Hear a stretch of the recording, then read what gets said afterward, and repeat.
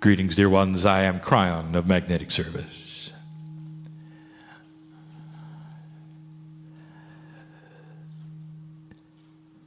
And I am in the place you would call Tucson. I say this for the listener, for the reader. For I see their ears and their eyes in a quantum state with me now. And that's what I want to speak to you about. That is the quantumness of God. That is the puzzle of logic. For what has happened in the city just recently would remain unexplainable to most. Humans want answers. And there are so many answers from so many places that don't satisfy. And this may be one of them.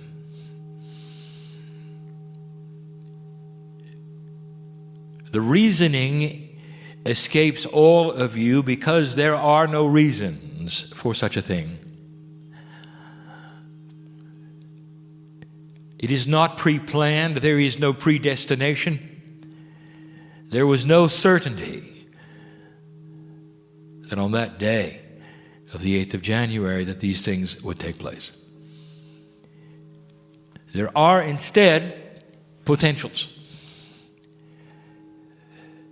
And so if you had the mind of God, you would have a layer of what we would call quantum logic, which is far larger than anything that you can conceive of.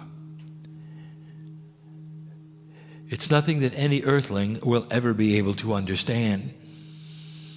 For it is the mind of God. Yet humans carry in them the seeds of God. And humans carry in them that which is the creator energy. And so sometimes, just sometimes, we can make explanations that may not fit the logic puzzle of your reality, but you still understand at some level the appropriateness of all things. And yet you don't have the mind of God. There is a part missing from what you understand and what you know. It even goes beyond your intuition of what you could possibly see. Your reality as we see it in a quantum state is a series of potentials that are all together happening all at once. The lines that connect them is free choice. And so therefore, even as we speak, we know of the potentials that may occur that are both in your mind positive and negative. In what you would call a future time, and to us it is not, it is simply a soup of potentials. And so sometimes when we see a human being with free will and free choice, which is going to do something which you would call a tragedy, and an imbalance take lives, it is a potential on that which is what you might call the screen of what could happen. There's no guarantee. And yet the layers of logic, of spirit, use the synchronicity of what might happen in order to push and pull things around so that if it does, there would be offsetting things that would be positive and good for the planet. And this is the puzzle before you because it looks like God is involved. And therefore you would say, well, then God is involved in the tragedy. Why could this happen? Why would God let this happen? And we get this constantly on your knees in sorrow, tears. If you're really God, you would not have let this happen. And the puzzle before you that is outside of your logic is this. that the potentials are known and there is no predestination. We are in a quantum state where time does not proceed like it does for you. Even the date was unknown of when the human would decide to pick that gun up and go to that place for whatever reasons and accomplish that potential. Free choice. And so it is that which you would call the creative energy or God works with humanity and free choice. It is the test of the planet. It always has been. It is the crux of the energy that is developed here. But you don't know how it works. And so you come to judgment outside of the purview of all of the knowledge that you need to make a decision like that. I'll give you an example. The classic one that is given in logic classes even in your schools. To show you what you're missing. To show you sometimes how you think. There was a championship frog. It's a parable. And the championship frog was taught to jump. When the owner of the frog yelled, "Jump." Cause and effect was established. The frog jumped every single time. The question was put, what would happen if you removed the legs of the frog? And so they did. The master yelled, "Jump," and the frog did nothing. It just sat there. No legs. Therefore, all of the scientific journals of the day wrote up the experiment, and it said it proved conclusively that removing the legs of a frog makes him deaf.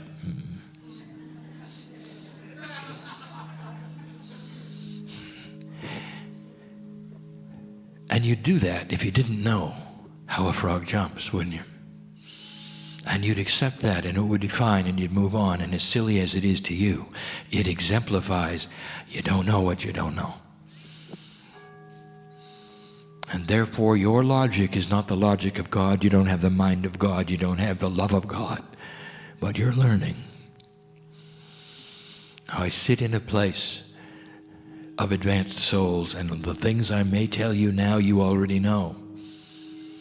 You've already dealt with this tragedy. You're already working on it. You already understand part of the puzzle before you, and you're way ahead of me. But there are those listening and reading who need to hear this so that they can put themselves where you are and take that which would seem to be sorrowful and abhorrent and turn it into a compassionate energy that will help this planet in positive ways that you cannot imagine. There is an energy going on this planet right now that is different than any before. Things are starting to happen here. And if you've been alert and astute and taking notes, you'd have noticed that events such as this, whether they are positive or negative, seem to wind up on an international stage where everybody can see it. And it's for a reason. There are reasons for things. And this is one of them.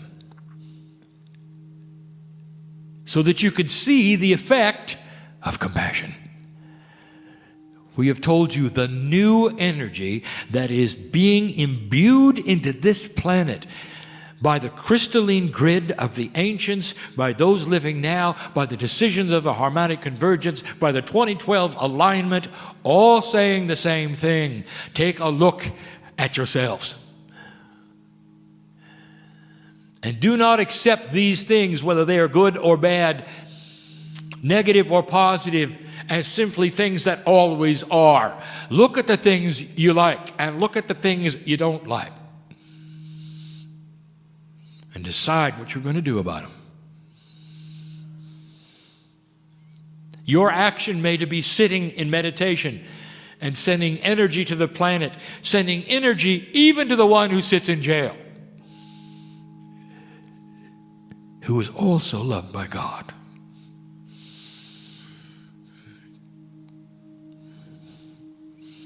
You had something happen in October, and you'll remember it for a very long time. 33 miners came out of the ground, and for a few hours the entire earth celebrated 33 lives. And here is an example, dear human being, of something you've never seen before.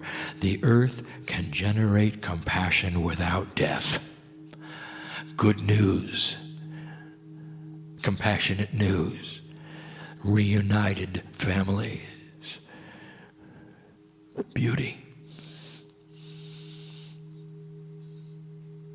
And the 33, over and over, 33 letters in the message, 33 hours to get them out, 33 men. And they ask, what does the 33 men, what mean? What could it possibly mean? And we told you again and again, the numerological aspects of 33 is the compassion of the Christ. And it's been before you, so you could look at it. It's not a mistake. It is a lesson. And the lesson is this: you can get just as much attention and create just as much compassion with something that is beautiful than that is tragic. And this is new for the planet. There are several axioms to remind you of that are new, and the number one is that these things will be spotlighted from now on. They haven't been. In the past, this actually could have remained local. And it wasn't. I'll show you that in a moment. I'll give you some things to think about, the synchronicity of it all. Here's another axiom. That compassion from a light worker has at least 10 times the energy of helping the planet from the compassion of one who is not an old soul and has never awakened to the Creator inside. Therefore, if you're going to have a compassionate action on the planet, let it happen where there are a lot of light workers, you see. Now, Spirit did not create this tragedy, but because Spirit knew of the potentials of it, there were certain kinds of things synchronistically that worked its way. You don't know how a frog jumps. It's going to sound like Spirit planned it, and we did not.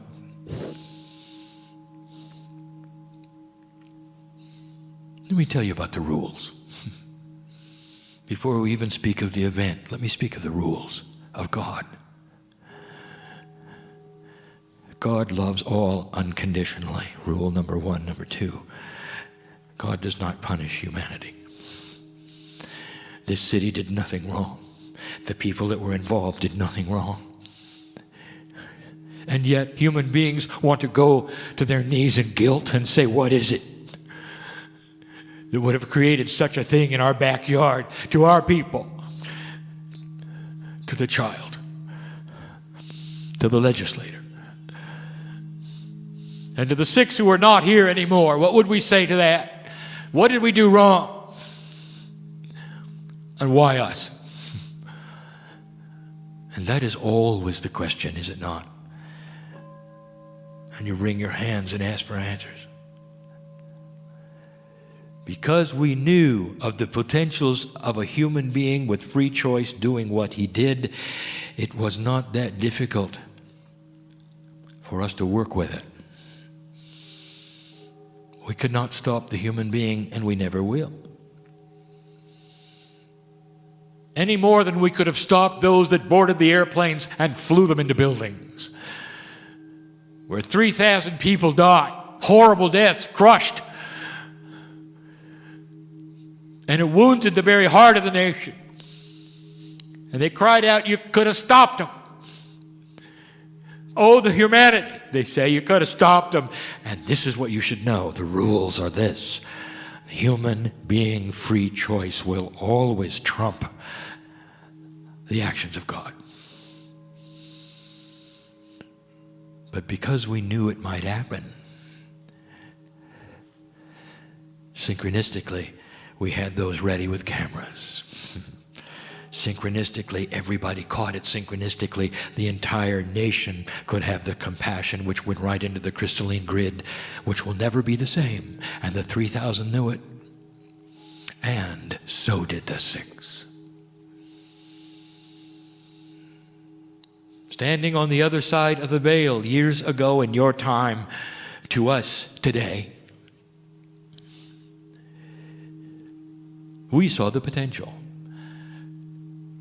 We see the potentials of what those unborn will do.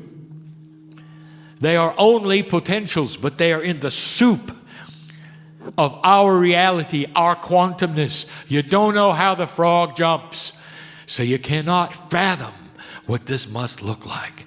It's not predestination. It is predisposition. You are predisposed to follow perhaps a karmic path. For that which has you come to the earth with the parents that you have, with an unbalance that might occur with the actions that then may result. And we knew it before he was ever born. And that means that we knew at a level you cannot fathom the ones who went there that day to receive the bullet. They knew too. Not consciously.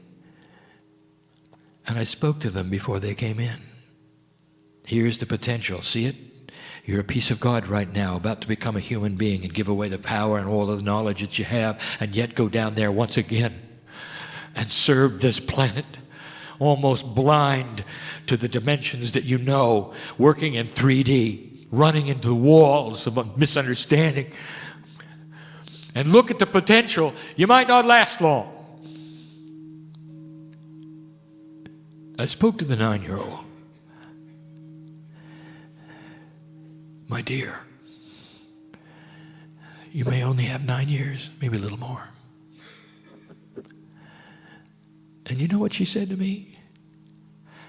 If it'll help the planet, that's what I'll do. And you wonder why we wash your feet.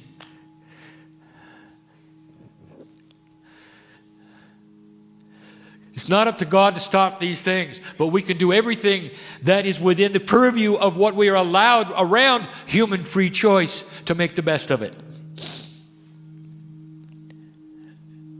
And so let us speak of the event.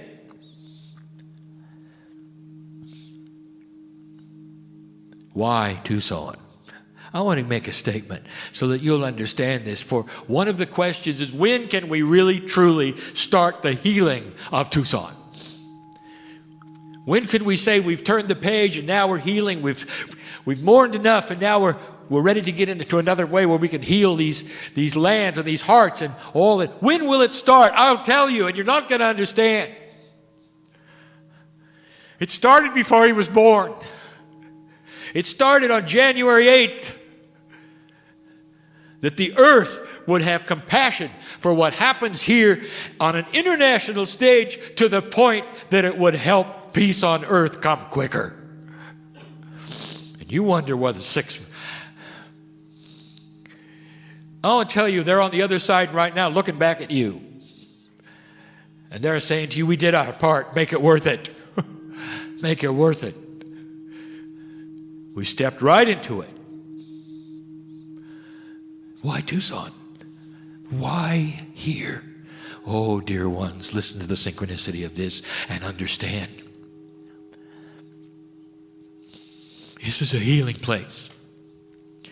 It's a clean place. The indigenous made it that way. It's a precious place. The ancestors knew of the potentials here. And the purity of the land itself, pristine, could accept this tragedy, and it could go into it in a precious way, without blocking anything. In less than a week, you gather in an international way to honor what? The beauty of gems. It's an artist colony. It's where beautiful things take place. It's the home of authors who have books of love. That's why Tucson. Because it is taken place in the cauldron of wisdom. And the ancestors are here to validate and verify what I am saying. You, as you sit there, dear human being in this room, are part of the ancestor energy. Some of you are your own ancestors as you sit here. You know of what I speak. There is wisdom in these words. If it's going to happen anywhere, let it be here.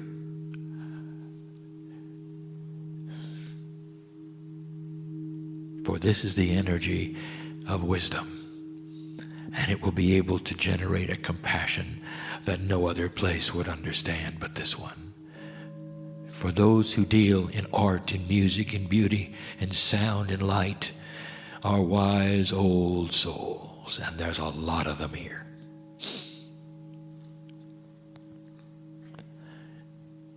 Oh, let me give you something to think about. And I'll just get right to the elephant under the table. Was it political? Doesn't matter. You cannot assign judgment or blame, and Spirit will not. But here is an interesting fact. Because of the target that he chose, and that which is political, in the tragedy and the attributes of it, it brought the president here. And then it was international, wasn't it? And then it became the compassion of the planet for just a moment, and not the compassion of Tucson or even of the United States. Do you see what that did? We couldn't control the shooter, nor would we ever. Free choice. But the synchronicity around it, let us help make it into a compassionate event that would help the planet. You don't know what makes the frog jump, and some of you are still being confused. I want to take you back to 1999 to show you how unusual this is. 1999. Two young men walked into a school in Colorado, loaded with weapons. And they proceeded to shoot their classmates. And a lot more than 6 were killed. And you imagine being a parent that day. You send your child to school, you expect them to come home. And the grief was great, and the compassion was great, and the tragedy was there to see, and there was no presidential visit.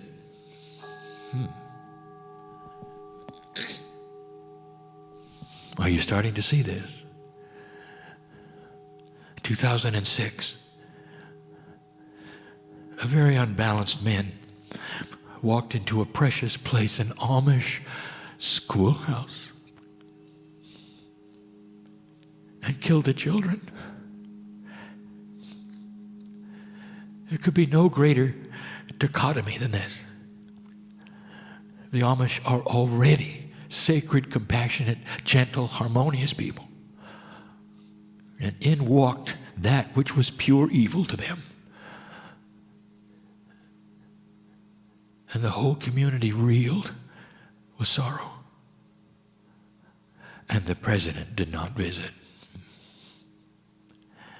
Now, here's what I'm telling you. It took center stage, and for one reason. So that what a human being did here in free choice will actually create compassion for the planet, and an energy will be created far, far, far greater than any tragedy that you might assign to it. And that is the logic of God. You don't know how a frog jumps. And all that phrase means is that there is so much here hiding. The 6 who left you, who you will mourn.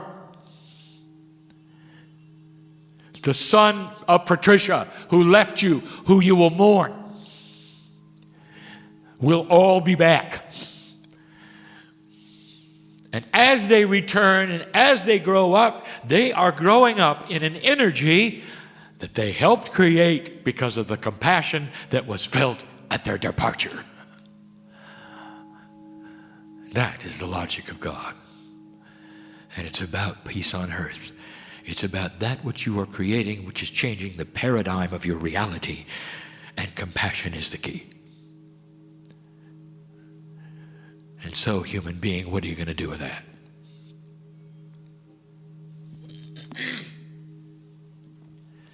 Last week, I gave you a message about the potentials of 2011. And there were those in the room who attended. And I'm going to repeat something I said there, for you need to hear it, and it has to do with politics. It would seem intuitive to every single human being in the room that in order to accomplish what you do as Americans in Congress, you must have at least 2 parties. For that is the way it has always been. The red and the blue. What if I told you that there will come a time when there will be no parties? And you will say, well, that's impossible. It's impossible, Kryon, because you're not human. You don't know how funding works, you see. It's got to be a party that creates the power to raise money for the ones who cannot, and it's spread around, and this is the way we work. And if you didn't have parties, you'd have no funding. Nobody could advertise. No one could get elected. Oh, really? Are you aware right now? You have a president who was elected on the internet. He figured it out. When everybody can talk to everyone, you have plenty of funding. A few dollars here, a few dollars there. You talk to millions at the same time. They talk to millions at the same time. It's a new paradigm of communication. The young people know all about it, and you can't stop it. It is a worldwide communication. It doesn't matter how many laws you pass. It doesn't matter what you decide, who is in charge. You can't stop it. It's out of the bag. This is how the communities are going to be communicating. This is how the politicians are going to be communicating to you, literally coming into your home in a holographic form, perhaps, and explaining their position one by one, without a party. And you will elect them to your Congress without a party. And they will sit in the chairs without a division, and there will be no such thing as the aisle. And that, human being, is called unity. And there is a paradigm that you cannot even imagine. And it's in the works. And then you'll have a Congress that works together and gets things done. Compassion and unity are the new key words of the planet. Tucson is part of it. I want to congratulate those in the room who already knew all of this. And have been working these puzzles since January 8th. Who have been healing the land, sending compassion to those left, trying to explain it to those who needed to have it explained. There is love here. There are reasons here. There is appropriateness here. You're all working the same puzzle. There'll come a day when you'll understand it all. When I see you on the other side of the veil briefly before you come back, you'll know how the frog jumps. And we'll look at each other and smile, and you'll go, ah, ha, ha, ha. Send me back. I've got work to do.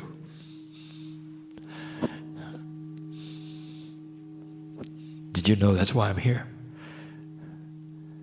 To explain these things as best I can. I give these things to you in